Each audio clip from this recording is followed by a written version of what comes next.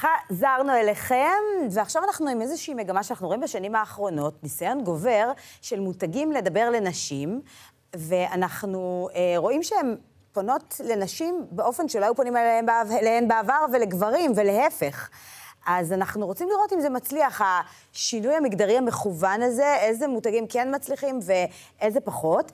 ונמצאת איתי לנו איריס ז'רג'בסקי, יועצת אסטרטגית לשיווק וחוויית לקוח. אהלן איריס. נעים מאוד. נעים מאוד. איריס, אנחנו רואים באמת בשנים האחרונות שחברות באופן מכוון, כביסה, בישול, ניקיון, שמות גברים בפרונט, ובאמת זו תופעה ממש של השנים האחרונות, וזה אולי כדי קצת לא לחטוף בראש, או מסיבה אחרת. אז כן, אנחנו רואים מגמה באמת מבורכת של מפרסמים ושל משרדי פרסום, שגם מבינים שיש להם הרבה מאוד כוח והשפעה. גם הקמפיין שנראה לנו, 30 שניות האלה, בסופו של דבר, זה משודר הרבה, וזה משודר בפריים טיים, ויש לזה המון כוח והשפעה.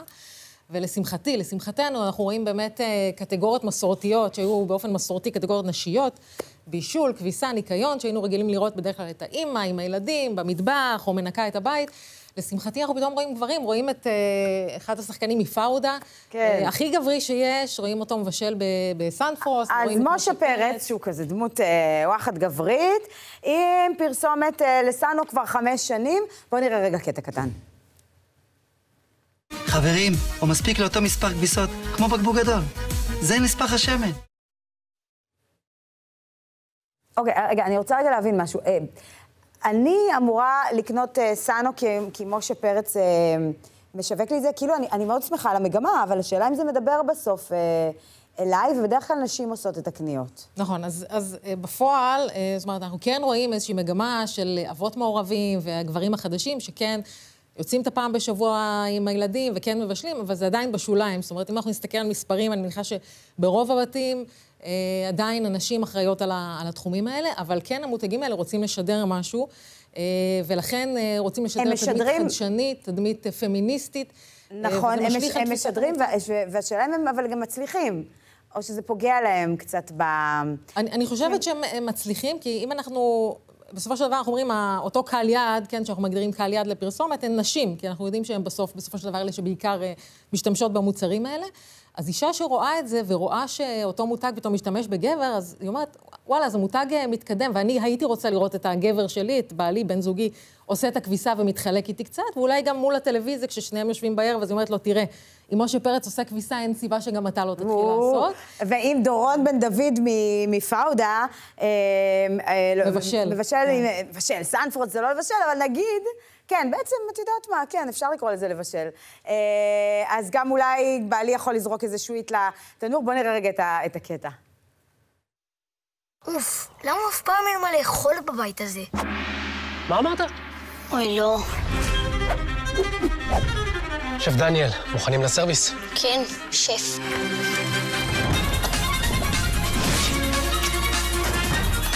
כרובית עם ברוקולי בטיבול סודי של סבתא פרידה. מלח. טעים. טעים שף. טוב, אולי דווקא כאן זה לא מדבר לנשים, אולי דווקא כאן זה כן מדבר לגברים, כי זה, סנפרוס זה קל. זה ממש קל, אפילו אני עושה את זה. נכון, זה קצת יותר קל, אז יכול להיות שלקחו להם קטגוריה... להכניס זה לתנור, שמן ומלח, זה אני יודעת. כן, אז נתנו להם קטגוריה יותר פשוטה להתחיל איתה כנראה, ולא משהו מתקדם. אגב, במתקדמים יותר כבר לוקחים באמת את השפים, אהרוני ושפים אחרים. אז באמת אהרוני הוא פרזנטור של פרי, האמת שזה גם קצת יותר מתכתב, כאילו... אבל הוא כאילו על תקן מומחה שם, כאילו הוא לא עושה איזושהי עבודה נשית, סליחה שאני כאילו משתמשת במושג הזה, אבל הוא על תקן המומחה, הוא עכשיו גם הוסיפו לו את מיכל אנסקי כבת זוג, והוא מסביר לה, ואומר לה כאילו על היתרונות של פרי וכולי, הוא גם עושה את זה שנים כבר, הוא עם פרי. אז בואו נראה רגע אותו. אז מה אוכלים היום? זה יכול להיות פתיתים וירקות. וואו, ממי, זה מושלם. או מרק ירקות עם... לא משנה מה תבחרו לאכול, יש טעם אחד שמחבר את כולנו. הטעם של אוסם. זה היה, אוקיי, רגע, זה היה, סליחה, זה היה אוסם, מה שראינו עכשיו היה אוסם. פרסומת חדשה של אוסם, ממש מהשבועיים האחרונים, שגם כן מציגה פה בעיקר גברים, גברים הצעירים, הם מבשלים, לדעתי אין אפילו אישה אחת, אם אני זוכרת נכון, בפרסומת הזאת. יש עוד סיבה שהם עושים את זה מעבר, כמובן, לרצון להתאפס מובילים וחדשנים, זה מייצר איזושהי הפרעה. זאת אומרת, אם את בפעמים הראשונות, לפחות שראינו פתאום את משה פרץ בפרסומת לכביסה, כאילו זה גורם לך לחשוב רגע מה קורה פה, לך, לכל מי שצופה, וזה מייצר איזושהי הפרעה קריאטיבית, ואז זה גורם לי לזכור יותר את הפרסומת. זאת אומרת, יש פה בעצם שני אינטרסים של המפרסמים. אוקיי, בקטע הזה של לזכור יותר את הפרסומת. כי בדרך כלל הייתי מצפה לראות מישהי שהיא פחות או יותר כמוני על המסך, ואז אולי גם הייתי יותר מזדהה איתה, ועם משה פרץ אני פחות מזדהה מבחינת היכולות הכביסתיות שלו. אבל בינתיים הם מוכרים מצוין, סנו, אז... בינתיים הם לא עובר להם, אז כנראה שהם עושים משהו נכון. עכשיו, בצד השני, שאם אתם חושבים שגברים יותר חיים על החשבון בנק, אז פתאום נותנים לנשים להיות אלה שמדברות על כסף, ושמו את קרן מור כפרזנטורית, שזה גם איזשהו disruption. נכון, זה בעצם איזושהי הפרעה מהכיוון השני, באופן מסורתי, קטגוריות שקשורות בכסף, בהשקעות, גם רכבים, דרך אגב, קטגוריות מאוד מאוד גבריות, ושנים היינו רגילים לראות שם רק גברים. זה רכבים, זה מאוד מעניין, אבל בואו קודם כל נראה איך נותנים, נשים דווקא בוחרים אותם לדבר על כסף. הג'ימל! כן. מה? אמרת משהו? אני באמצע פודקאסט על השקעות. את לא רצינית. הכי רצינית. נשאר לי רק הפרק על הפנסיה ואני איתך. אתה רוצה טיפ על פנסיה? לא, אני לא שם. עכשיו זכיתי במדליית כסף. כסף זה הכי חשוב. אוהבת כסף. אוקיי, אז קרן מור, בסדר, על כסף אני יכולה להבין, אבל על רכבים, מה לנשים ולרכבים? אז באמת, כשכבר כן היו לוקחים אישה, זה בדרך כלל במכוניות של בנות, כן, נכון. הקטנות, התל אביביות האלה, אבל אנחנו ראינו לפני כמה שנים את ילד זורר, בקמפיין ל-BMW, למכונית שהיא הכי גברית שיש. אז מה, למה? אני חושבת ששם הם יותר רצו לייצר את ההפרעה בעיקר, כי כל הפרסומות של הרכבים, אני מניחה שאם אני אשאל אותך, את לא תבחיני. אני לא מסתכלת. דקה אחרי הפרסומת. זה לא מדבר אליי, זה לא, אני לא... אתה לא זוכרים כאילו למה זה היה, אז שם בעיקר רצו לייצר את ההפרעה, והמון המון יח"צ הם קיבלו, בזכות זה שהם לקחו באמת אישה. אז פה הם בנו על היח"צ שיצא להם מזה. כן, אני חושבת שבמקרה הזה כן, בנו על היח"צ. אני מקווה שזה מחר להם גם מכוניות. אני מקווה, לא מכירה את הנתונים, אבל תראי, אני חושבת שכן, מעבר למה שאנחנו מדברים פה, על יחסי ציבור ורצון להתאפס חדשניים, בסוף כן נשים הולכות ונהיות, כוח קנייה יותר מרכזי, גם בכל מה שקשור לבתי השקעות וגם במה שקשור לרכבים. הרבה נשים קונות כן רכב לבד. זה כבר לא מה שהיה פעם, ולכן הם כן גם קהל, אז אולי הם עוד לא הקהל הראשי, מבחינה סטטיסטית, אבל הם כן קהל משמעותי, ומבינים שצריך לדבר עליו, מפרסמים מבינים שצריך לדבר עליו. בואו נראה את הילד זורר בפרסומת הזאת. לפעמים אני אוהבת את תשומת הלב. הריגוש, אדרנלין, הדרמה. ולפעמים אני צריכה קצת שקט. אוקיי. כדי לטעון את עצמי מחדש. מעניין, אז באמת, מה גרם לכל הסיפור הזה? מה גרם לזה שזה פתאום לעשות את בדיוק הפוך?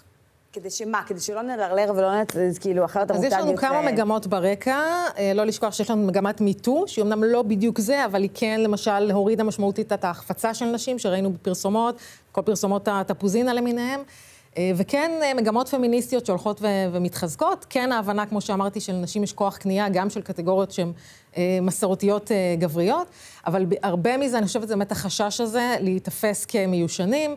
רק השנה הייתה פרסומת של 1-0, בנק, כן, בנק דיגיטלי, שהציג נשים באיזושהי דרך, הציגו אותם כקלולס כאלה בהשקעות, והם חטפו ברשתות, זה מתחיל ברשתות, ואחר כך כמובן מגיע לתקשורת המיינסטרים, הם חטפו כל כך חזק, הם הורידו אותו מכל הערוצים, אי אפשר למצוא היום את הקמפיין הזה. וואו. פשוט הורידו אותו. וואו. אז אף אחד לא רוצה להיות במקום הזה. עכשיו, אז מגמה אחת היא בעצם להחליף בין תפקידים מגדריים, מגמה שנייה שאנחנו רואים שפתאום עכשיו אין רשת אופנה שלא תעשה קמפיין עם אישה מלאה או משהו כזה, זה כבר נהיה סטנדרט שכבר לא, אתה לא יכול למצוא אחרת. מה עשו בנייקי?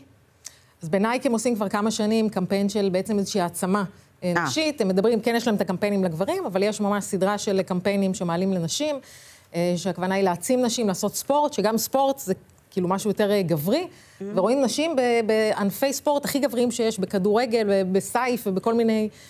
דווקא פה זה לא מפליא אותי, כי נשים מאוד אוהבות נייק ולובשות נייק, זה לא שזה נפרד, נייק זה מותר שמדבר גם וגם. כן, השאלה מאיזה זווית מציגים. אם אני מציגה את זה מזווית, נגיד של פעם, של נעל יפה, אופנתית, את יכולה לעשות עם זה, לא יודעת מה, כן, לרוץ, אירובי. לא, היום רואים אותם בענפי ספורט לגמרי גבריים, פרסומת היא מאוד רף כזאת, ככה שחור לבן, ופשוט אומרת לאנשים, נייקי אומרת, just do it, אומרת, do it. זאת אומרת, אומרים לכם שאתם לא יכולות לעשות את זה, ואתם לא יכולות, אז פשוט תעשו. You can't be emotional, so be emotional. You can't take credit. You can't speak up. You can't be so ambitious. You can't break records. You can't have any fun. You can't make demands. You can't keep score. You can't stand out. Whatever you do, you can't win.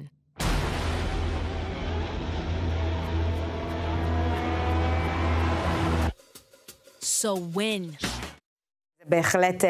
זה בהחלט מדבר ללא ספק על העצמה נשית, וגם אנחנו רואים מגמה של להכניס את השינוי המגדרי, רואים את המגמה של להכניס נשים מלאות לקמפיינים, וגם כל הקמפיינים לתחבושות וכולי, גם הם כבר קצת יוצאים כאילו פחות מהמקום המסורתי שלהם. כן, מהמקום הסינתטי, שאיך זה... זה באמת אחת הקטגוריות שממש ככה בשנתיים האחרונות פחות או יותר מצליחה לצאת מאזור של הבושה, כי זה תחום של בושה. נכון, אצל נשים, לא מדברים על זה. נכון. מכירים את הפרסומות של פעם עם הנוזל הכחול, וכל הנשים רוקדות, תמיד רוקדות ועם בגדים לבנים. אז אני חושבת שמודי בודי היו הראשונים ששינו את זה, וממש עשו קמפיין מאוד ככה, in your face. מאוד הצליח להם, שמראה את כל שקראת המחזור החודשי, כמו שהוא, זה מאוד מאוד מייצר הזדהות אצל נשים, והמשיכו אותו, ממש השבוע יצא קמפיין של קוטקס, שיותר מדבר לנערות, וממש אומר, אין מקום לבושה. זאת אומרת, את לא צריכה לדבר, לבקש בשקט מחברה. למה אנחנו לא חשות? למה ב-2025, כשאנחנו חצי מהאוכלוסייה, אנחנו עדיין מתביישות? למה אנחנו אוכלות סרטים? למה אנחנו מפחדות ממבטים? אולי זה בגלל כל השאלות. אוקיי, לא יודעת. פחות התחברתי לזה, אבל בסדר. הוא מיועד לנערות. אוקיי. אבל אני ככה מאוד רואה, יש לי בת בגיל הזה, אני מאוד רואה ככה את הסיטואציות שמציגים, מאוד מאוד מדברות לגיל הזה. אוקיי. אז אלה ככה מגמות מעניינות שאנחנו רואים בשיווק בתקופה האחרונה, כבר לא מעט זמן. ותודה על הסקירה הזאת.